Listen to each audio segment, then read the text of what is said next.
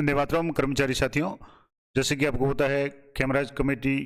जो गठित की गई थी वेतन विसंगति के संबंध में, उनकी रिपोर्ट है वो सार्वजनिक हो चुकी है और क्या क्या रिपोर्ट्स में था पूरी रिपोर्ट्स है वो आप देख सकते हैं, जिसमें मैंने सुबह की वीडियो में बताया था कि शिक्षा विभाग के जो भी कर्मचारी है उनके लिए क्या क्या रिकमेंडेशन थी, क्या इनकी डिमांड थी, कहाँ किस हद तक मानी गई। अब बात करेंगे मिनिस्ट्रियल एम्प्लॉयज़ जो मंत्रालय कर्मचारी है उनके संबंध में क्या क्या उनकी डिमांड्स थी, किन किन एसोसिएशन ने उसमें अपनी डिमांड रखी और कमेटी की क्या राय है, उनकी क्या जो भी संस्तुति है उसके संबंध में डिटेल में बात करेंगे। तो सबसे पहले तो डेट ऑफ हियरिंग यानी 30/9/21 से लेकर के 12/10/21 से लेकर के कई बार अलग अलग जो भी मिनिस्ट्रियल एम्प्लॉयज़ के जो एसोसिएशन थे उनके साथ में कमेटी की मीटिंग हुई। अब सर्विस इसमें है मिनिस्ट्रियल एम्प्लॉयज़ ऑफ सब ordinate services.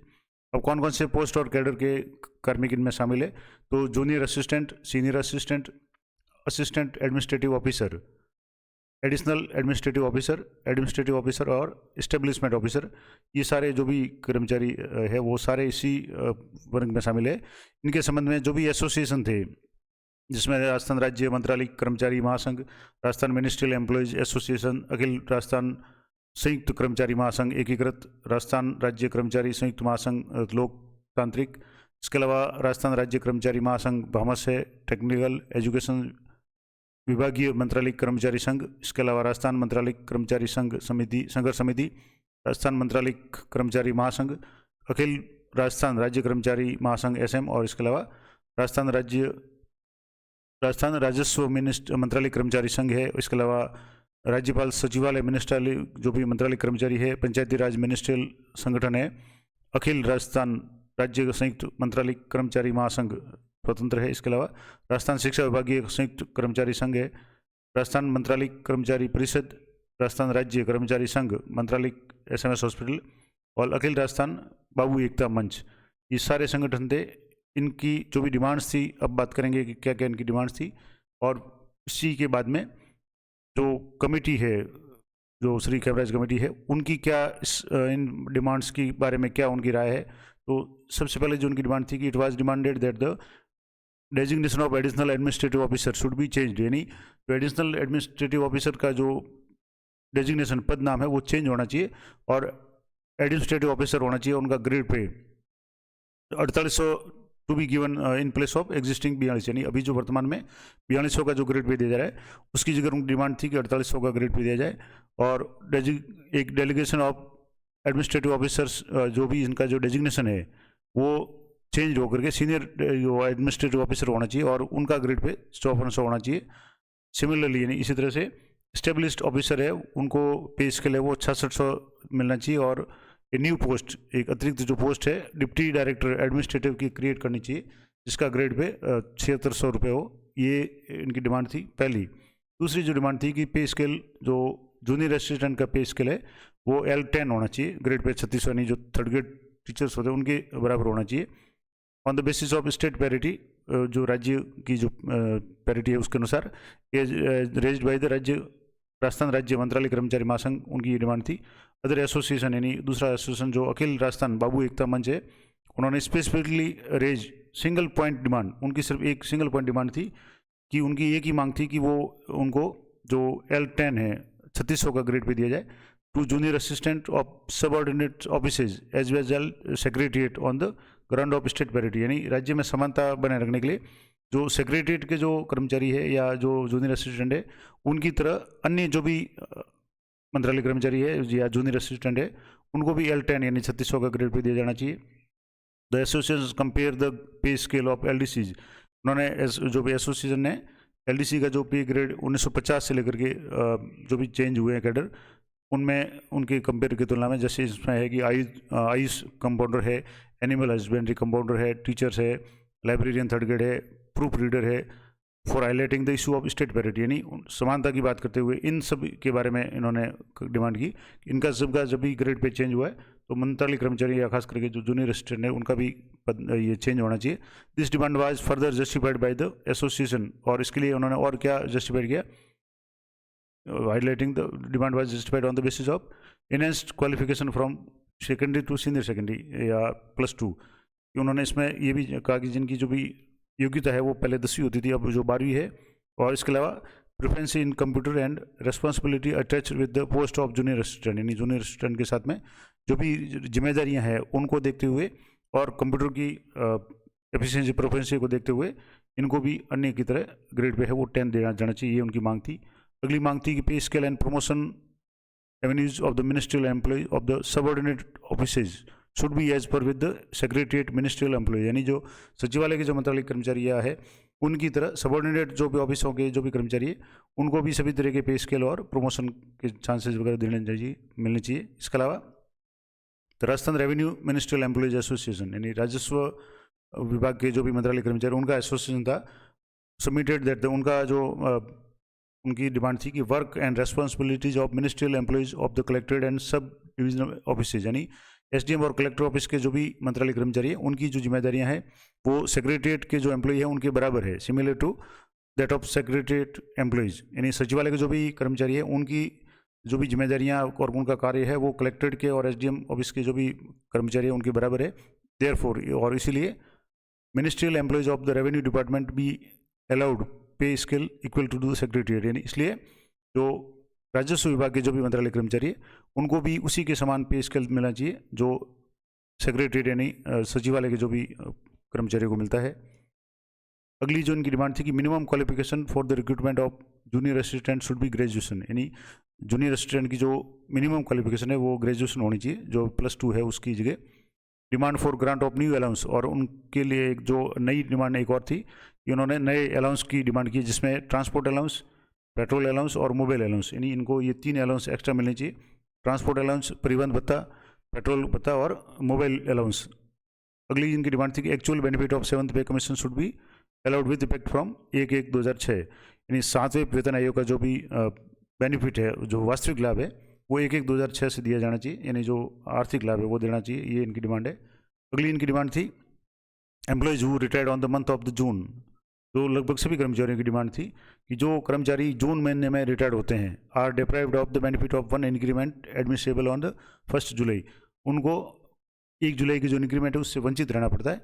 As a result they get less pension throughout, और इसके कारण से उनकी जो पेंशन है वो थ्रू आउट जो शेष जिंदगी में उनकी जो पेंशन है वो कम बनती है। तो इसका भी समाधान राज्य सरकार कर चुकी है। अब जो भी कर्मचारी 30 जून को रिटायर्ड हो रहे हैं उनको नॉशनल इंक्रीमेंट है वो मिलने का प्रावधान शुरू हो गया है। इसके लिए मैंने अलग से वीडियो बना रखा है, और IFMS 3.0 पे अगर कोई कर्मचारी रिटायर्ड हुए हैं 30 जून को तो उनका किस तरीके से जो PPO है वो अपडेट करेंगे, वो सारा प्रोसेस मैंने लाइव बताया हुआ है, आप जाकर के वीडियो पर देख सकते हैं। अगली इनकी डिमांड थी according to the agreement of 2013, यानी 2013 के जो समझौते के अनुसार the remaining higher promotion post out of 26,000 post to be created to provide promotion opportunity, नहीं 26,000 पोस्ट है वो नहीं क्रिएट करनी चाहिए ताकि सभी को प्रमोशन का अवसर मिल सके, अपॉर्चुनिटी मिल सके। और 1 time relaxation in the experience be given for timely promotion, और टाइमली प्रमोशन के लिए सभी को एक बार समय का जो रिलैक्सेशन है, छूट है वो मिलनी चाहिए, ये भी एक डिमांड थी। इसके अलावा restoration of एबोलिश्ड post in the education department, एक डिमांड ये थी कि जो शिक्षा विभाग में जो भी पोस्टें हटा दी या तोड़ दी है उनको वापस रीस्टोरेशन करना चाहिए। इसके अलावा DPC pending for last 5 years of ministerial employees should be conduct at earliest, यानी जितना जल्दी हो सके 5 साल की जो पेंडिंग DPC है मंत्रालय कर्मचारी की वो होनी चाहिए। अगली इनकी डिमांड थी कि रिकवरीज, जो रिकवरी का प्रावधान है जो वित्त विभाग फाइनेंशियल डिपार्टमेंट के नोटिफिकेशन 30/10/2017 है वो शुड बी विड्रॉन, उसको वापस ले लिया जाना चाहिए, नहीं रिकवरी नहीं होनी चाहिए। और 3 लेवल्स ऑफ ग्रेड पे, यानी जो ग्रेड पे GP 2400 के जो 3 लेवल है और 2 लेवल्स ऑफ GP 2800 के जो 2 लेवल्स है should be consolidated and only 1 level of each grade pay should be made, यानी जैसे ग्रेड पे 2400 के 3 लेवल है और 2800 के 2 लेवल है तो उन सबको एक करके एक ग्रेड पे का एक ही लेवल होना चाहिए। It has been also represented that, इसके अलावा ये भी मांग की गई कि the ACP allowed vide FD जो फाइनेंस डिपार्टमेंट का मेमोरेंडम है 5/7/2013 का वो भी रिस्टोर होना चाहिए, उसी के अनुसार ACP वगैरह वो होनी चाहिए। अगली इनकी डिमांड थी as a computer efficiency is essential for junior assistant, यानी कि कंप्यूटर की जो या कह सकते हैं कि RKCL या RSCAT का जो भी सर्टिफिकेट आज की तारीख में जूनियर असिस्टेंट के लिए ज़रूरी है। Hence the requirement of typing test for the candidate appointed on the compensate ground be revoked, इसलिए जो टाइपिंग टेस्ट अभी जो ऐसे कर्मचारी जो एक तरह से किसी की डेथ के बाद में जो लगते हैं, यानी ऐसे कर्मचारी जो किसी भी कर्मचारी की डेथ के बाद में उनकी संतान के रूप में या उनकी पत्नी के रूप में अगर वो नियुक्ति पाते हैं तो उनके लिए टाइपिंग टेस्ट है वो अनुकंपा नियुक्ति का जो मैटर होता है उसमें टाइपिंग टेस्ट जरूरी है। तो इनका डिमांड थी कि जब कंप्यूटर की योग्यता सभी के लिए अनिवार्य कर दी गई है तो टाइपिंग टेस्ट है वो हटा देना चाहिए, उसकी अनिवार्यता खत्म कर देनी चाहिए। इसके अलावा कंप्यूटर एफिशिएंसी अलाउंस एक नया तरीका अलाउंस है वो शुड बी ग्राउंडेड, यानी वो देना चाहिए कितना एट द 2500 पर मंथ, यानी 2500 रुपये per month computer efficiency allowance है वो इनको मिलना चाहिए, क्योंकि कंप्यूटर सभी के लिए अनिवार्य है। और टाइपिंग टेस्ट की जो बाध्यता है खास करके जो जिनकी भी पेरेंट्स की नियुक्ति डेथ के बाद में जो अनुकंपा नियुक्ति के रूप लगते हैं तो वो समाप्त करनी चाहिए, ये इनकी डिमांड थी। अगली डिमांड थी ACP should be allowed on the completion of 6, 12, 18 और 24, यानी जो एसीपी है वो 6 साल बाद में, सेकंड एसीपी 12, तीसरी 18 और चौथी है वो 24 साल के बाद में मिलनी चाहिए, या 8 साल के बाद में, 16 साल के बाद में, 24 साल के और 32 साल के बाद में, क्यों। और इन इंस्टेड ऑफ एग्जिस्टिंग 9, 18, 27, यानी जो अभी जो वर्तमान में 9, 18, 27 की जो एसीपी मिलती है उसकी जगह 3 की जगह 4 की जाए, और 4 में भी या तो 6, 12, 18, 24 की जाए या 8, 16, 24, 32 की सेवा पे की जाए। The pay scale of the promotion post allowed under the ACP scheme, और जो प्रमोशन पोस्ट का है पेमेंट वो अलाउ किया जाए। तो अब हालांकि जो राज्य सरकार ने घोषणा की है कि अभी तक तो ये क्लियर नहीं हुआ है, लेकिन 9, 18, 27 तो सभी के लिए है, और जो प्रमोशन पोस्ट का है वो उसमें एमएससीपी में काफ़ी हद तक समस्या का समाधान किया है, लेकिन 4 जो एसीपी का है वो प्रावधान अभी भी क्लियर नहीं हुआ है। इसके अलावा NPS should be replaced by the old pension scheme, तो एनपीएस को ओपीएस के द्वारा राज्य सरकार द्वारा पहले ही अगर घोषणा कर दी गई है, इसका मतलब हुआ कि इनकी ये डिमांड है वो पहले ही पूरी हो चुकी है और लगभग सभी कर्मचारियों की थी ओपीएस के संबंध में। इसके अलावा अगली जो इनकी डिमांड थी जूनियर असिस्टेंट अपॉइंटेड इन 2019 में जो भी है be posted in home district, यानी 2019 में जो जूनियर असिस्टेंट अपॉइंट किए थे उनको अपने होम डिस्ट्रिक्ट में पोस्टिंग दी जानी चाहिए। अगला है कि इनिशियल पे in the GP 2400 should be restored at the, यानी जो 2400 ग्रेड पे है उसमें जो इनिशियल पे है वो 9840 है वो रिस्टोर करना चाहिए with effect from 1/7/2013 instead of 8880, यानी जो 8880 का जो पेमेंट था वो नोटिफिकेशन 2017 में जारी किया गया था, उसकी जगह 1/7/2013 से ही 9840 का जो है इनिशियल पे है वो दे जाना चाहिए, ये भी एक डिमांड है। इसके अलावा junior assistant appointed on the compensation ground, यानी जो ऐसे कर्मचारी जो अनुकंपा नियुक्ति पे लगते हैं have not passed type test even after 10 years should be regularise, जिनका 10 साल के बाद भी टाइपिंग टेस्ट है वो पास नहीं कर पाए उनको भी रेगुलाइज करना चाहिए, उनका भी स्थायीकरण करना चाहिए। इसके अलावा restoration of commutation of the pension should be reduced to 138 months instead of existing 168 month, यानी जो कम्यूटेशन के लिए जो है वो 168 महीनों की जगह पेंशन के रूप में 138 महीने में इसको रिड्यूस करना चाहिए। अगली जो डिमांड थी कि one of the association raise the issue of the promotions in the work charge employee, यानी एक जो संगठन था उसने वर्क चार्ज एम्प्लॉय जो है उनके संबंध में प्रमोशन के संबंध में भी मांग की है। इट वाज डिमांडेड, उनकी जो डिमांड थी that the after evolution of work charge system, यानी अभी जो वर्क चार्ज सिस्टम है उसको एवोल्यूश कर दिया गया, हटा दिया गया, the employees were to be treated as regular employees after rendering service of 10 year, यानी जो ऐसे वर्क चार्ज कर्मचारी थे जो 10 साल की सेवा के बाद में उनको रेगुलाइज कर देना चाहिए। The work charge employees are not being promoted, यानी वर्क चार्ज कंपनी को उनको प्रमोट नहीं किया गया। However all the benefits including ACP are admissible to them, यानी उनको एसीपी वगैरह सारे प्रावधान या लाभ है वो बेनिफिट्स है वो मिल रहे हैं, लेकिन उनको प्रमोटेड नहीं किया गया। It was also pointed that the, इसके अलावा ये भी एक डिमांड थी that the work charge employees appointed on the compensation ground are appointed on regular posts and get regular promotion, यानी जो भी वर्क चार्ज कर्मचारी है वो कंपनसेशन यानी अनुकंपा ग्राउंड या अनुकंपा के आधार पर लगे हुए उनको रेगुलर पोस्ट पे और रेगुलर प्रमोशन है उनको दिया जाना चाहिए। अब इसके संबंध में कमेटी का एक इसमें है कि the issue related to the work charge employees has been separately deal by the कर्मचारी, नहीं डील बाय द कमेटी, यानी जो कमेटी ने वर्क चार्ज कंपनियों के कर्मचारियों के संबंध में पूरी अलग तरीके से इसको इशू को अलग से डील किया है, तो उसके संबंध में अलग से अगर आपकी आवश्यकता हो तो मैं वीडियो बना दूंगा। इसके अलावा association also demanded the upgradation of various post in cadres of different department, विभिन्न विभागों में जो पोस्ट है उनके कैडर के बारे में अलग अलग अपग्रेडेशन की बात की है कि उनका कैडर है अपग्रेड करना चाहिए। तो since the committee has also received the cadre specific representation, यानी कमेटी के पास में कैडर के संबंध में भी कई तरह की जो भी मांग है वो मिली है, and has deal them department wise, और उनको डिपार्टमेंट वाइज उनको डीलिंग की है। These demands are not being dealt here, और इसलिए इनको यहाँ कंसिडर नहीं किया गया। अगला है कि वाइल क्रिएटिंग न्यू पोस्ट, जब नई पोस्ट क्रिएट की जाए उस समय, और थ्रू कैडर रिव्यू या कैरियर रिव्यू के जरिए the proper ratio should be maintain in the ministerial cadre with review with view to provide promotion opportunities, यानी मंत्रालय कर्मचारियों को प्रॉपर प्रमोशन हो सके, उनके प्रमोशन के चांसेज मिल सके, अपॉर्चुनिटी मिल सके, इसलिए उनका जो भी पोस्ट का अनुपात है वो मेंटेन रखा जाए।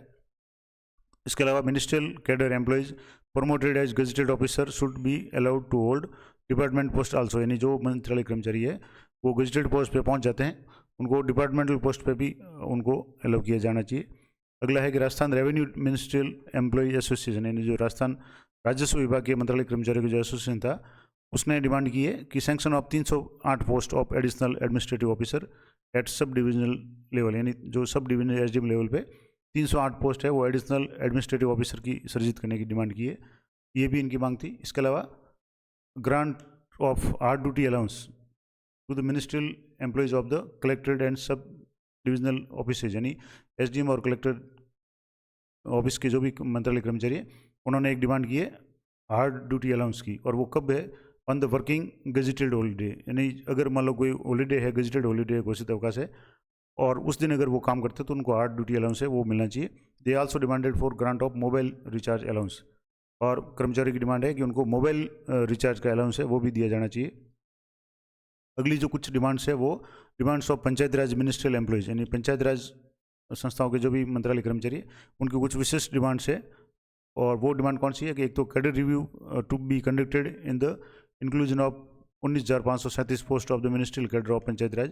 यानी उनकी जो कैडर है वो उनका रिव्यू की जाए, उनकी जो पोस्ट है उनके अनुसार। इसके अलावा पे स्केल एंड प्रमोशन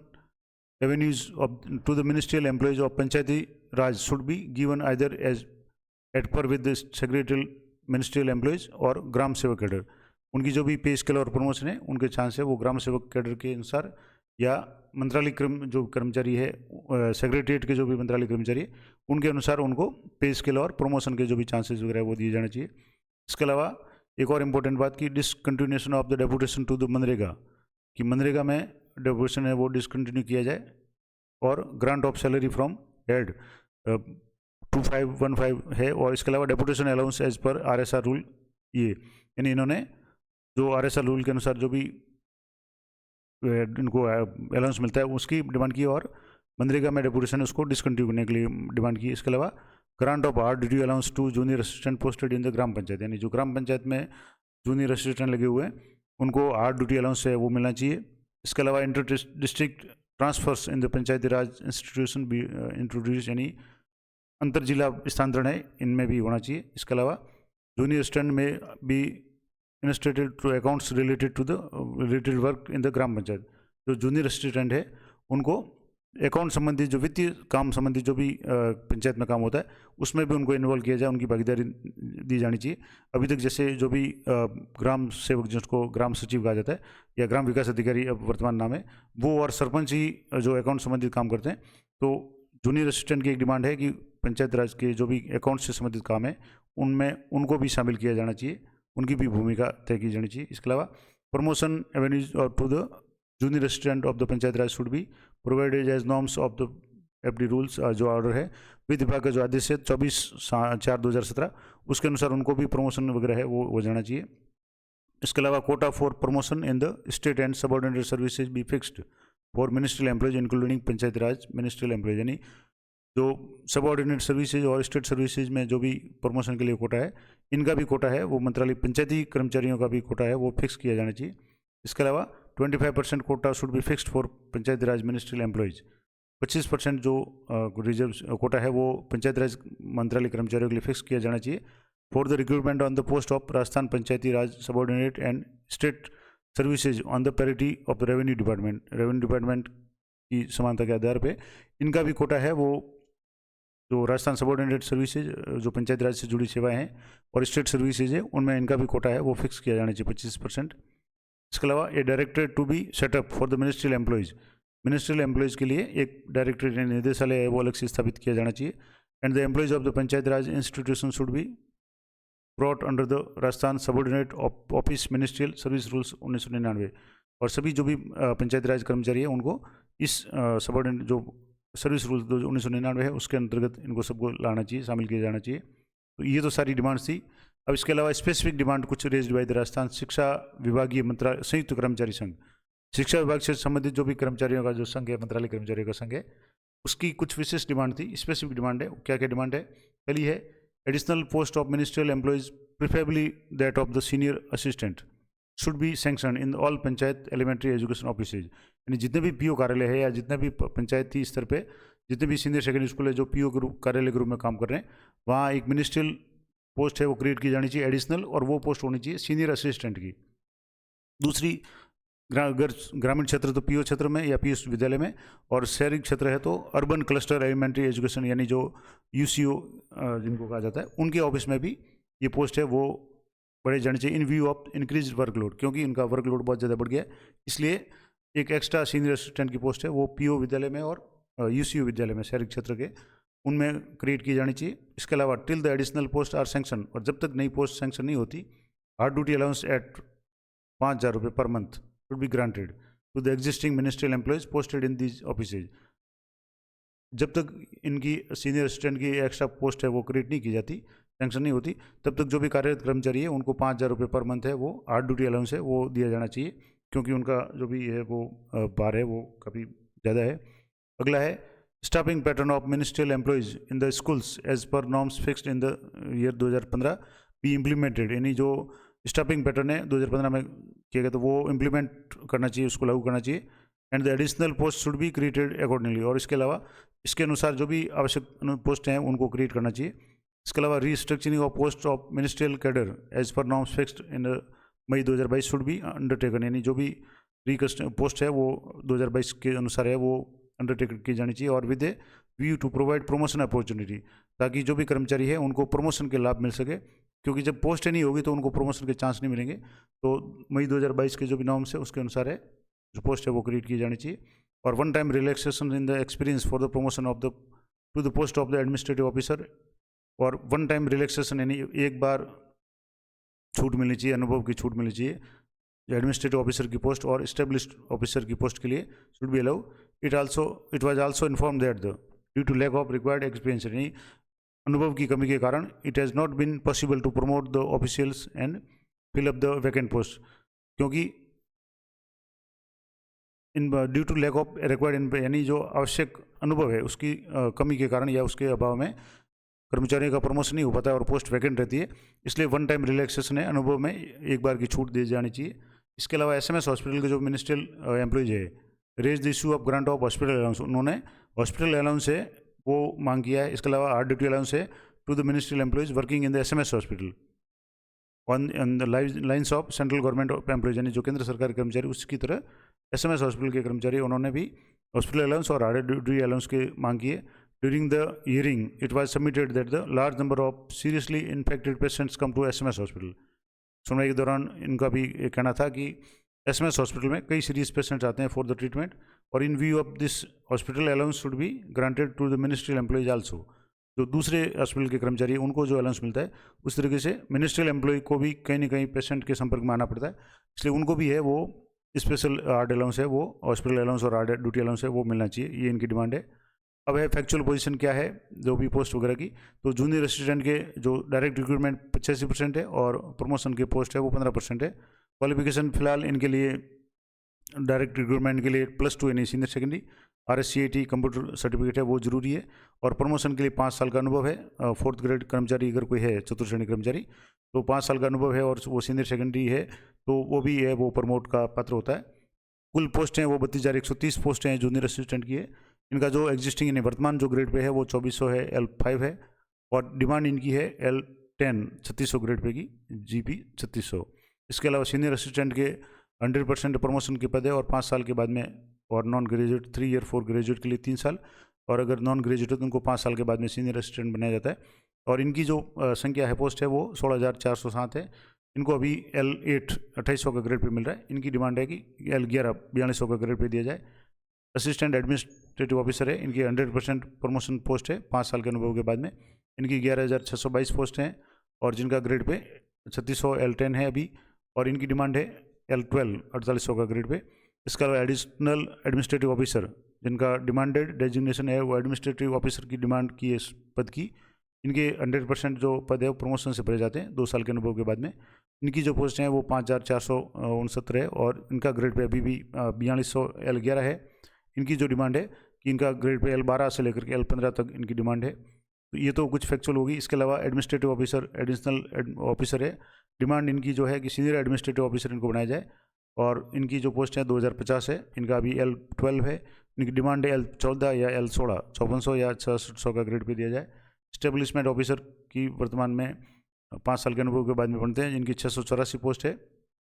और ग्रेड पे इनका 6000 है। L15 पे है अभी। इनकी डिमांड L16 या L19 है, ग्रेड पे 6700 या 7600। इसके अलावा डिप्टी डायरेक्टर एडमिनिस्ट्रेशन इनकी जो भी है अभी इसमें पोस्ट वगैरह नहीं दी हुई है। तो ये तो सारी बातें थी कि इनकी क्या वर्तमान स्थिति है, क्या क्या डिमांड्स है। अब कमेटी की क्या राय है, तो कमेटी की राय है कि the committee has heard 17 association यानी 17 जो भी संगठन मंत्रालय कर्मचारियों के हैं उनकी सभी की बातें सुनी। All the demands raise covered under the TOR of the committee और not have been listed. Committee के जो भी रूल्स रेगुलेशन में आती है, टर्म्स और रेगुलेशन, वो भी उन्होंने सुनी और नहीं आती वो भी इन्होंने एक बार लिस्टेड किए। और इसके अलावा जो सबसे महत्वपूर्ण demand, one of the prominent demand of the association या union was in respect with to the grant of ACP। तो ACP है जो 5/7/2013 उसके संबंध में इनकी जो मेन डिमांड थी। And waive recovery due to the order, और जिस ऑर्डर के कारण इनकी रिकवरी है रोकने की इन्होंने डिमांड की थी 30/10/2017 के आदेश के अनुसार। This was dealt by the committee in its interim report submitted to the government. और ये जो सारी बातें हैं ये कमेटी ने अपनी जो अंतरिम रिपोर्ट 2/2/2022 को सौंपी थी उसमें इसके बारे में सब इन्होंने बता दिया था कमेटी ने। The necessary orders have been also issued by the state government. और राज्य सरकार की तरफ से ये जब जैसे 2/2/2022 को अंतरिम रिपोर्ट सौंपी थी उसी के अनुपालना में राज्य सरकार ने 27/2/2022 को राज्य सरकार ने इनकी समस्या का समाधान कर दिया था। और recoveries in the view of order 30/10/2017 have been also waived by the treating the excess payment to the personal pay, यानी जो भी रिकवरी थी वगैरह वो भी सारी रोक दी थी। और therefore these issues raised by the association already stand resolve. इसलिए इन संगठनों द्वारा जो भी ये मांग की गई थी ये मांग ऑलरेडी इनकी पूरी हो चुकी है। तो इस संबंध में कर्मचारियों की जो भी डिमांड थी वो पूरी ऑलरेडी राज्य सरकार कर चुकी है। कमेटी ने अंतरिम रिपोर्ट दी थी उसके अनुसार। अगली इनकी जो थी बात है कि द एसोसिएशन या union also raise the issue of cadre review. Union ने कैडर रिव्यू का इशू है उठाया है और increase in the number of promotion post, यानी प्रमोशन पोस्ट है जैसे सीनियर असिस्टेंट के अलावा और भी जो भी पोस्ट हैं उनमें AO की जो भी पोस्ट वगैरह उनमें ये कहा गया कि प्रमोशन पोस्ट है वो बढ़ाई जाए। कारण कि the promotion post for the addressing the problem of stagnation. Stagnation यानी अवरुद्धता की कारण या अवरुद्धता नहीं हो, क्योंकि अगर आप आगे जो प्रमोशन पोस्ट नहीं होगी या पोस्ट सैंक्शन नहीं होगी तो कर्मचारी का प्रमोशन रुक जाएगा। तो इसलिए इस समस्या के समाधान के लिए प्रमोशन पोस्ट की डिमांड की है। और state government has issued norms for the upgradation of promotion post accordingly. तो राज्य सरकार ने इसी के अनुसार है वो प्रमोशन के लिए भी पोस्ट वगैरह है उनका आदेश वगैरह जारी कर चुकी है। इसलिए the department cadre review are being done, और इसलिए विभागीय जो कैडर रिव्यू है वो किया जा रहा है। तो ये भी एक डिमांड है, ये लगभग मान ली गई है या मानी जा रही है। अगली इनकी डिमांड या जो कमेटी की राय है कि एसोसिएशन या unions also raise the issue of ACP। Association ने ACP का जो इशू उठाया है that is the reduction in the time period of the ACP, यानी जो ACP है उसके टाइम में कमी की जो डिमांड की है। यानी जैसे 9/18/27 की उसकी जगह 4 जो 8/16 या 6/12 वगैरह जो भी है 2 डिमांड की थी अलग अलग। And also increase in the ACP from existing 3 to 4, यानी जो 3 ACP 9/18/27 की मिलती है उसकी जगह 4 ACP की जो डिमांड की गई है। तो this is being a common issue. इसलिए ये कॉमन इशू है क्योंकि ये मंत्रालय कर्मचारियों के अलावा दूसरे जो भी कर्मचारी सभी की ये मांग है कि 3 की जगह 4 ACP के अवसर दिए जाएँ। तो ये कमेटी है डील्ड इट सेपरेटली, कमेटी ने इसको अलग से डील किया है, अलग से इसके बारे में विचार किया है। अगला है कि the association have also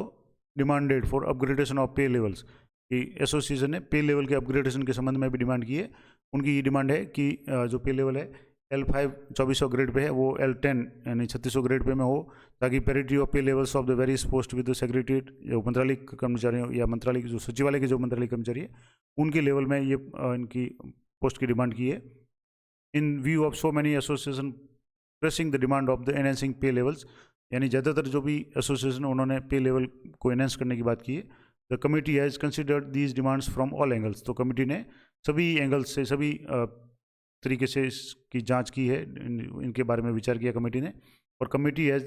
also looked into the existing pay levels of the ministerial cadre,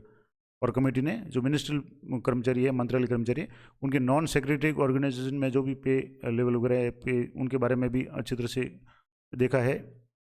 और without going into the details of the pay levels of the various post in the government of India, और बिना भारत सरकार की पोस्टों के को देखे बिना या उनको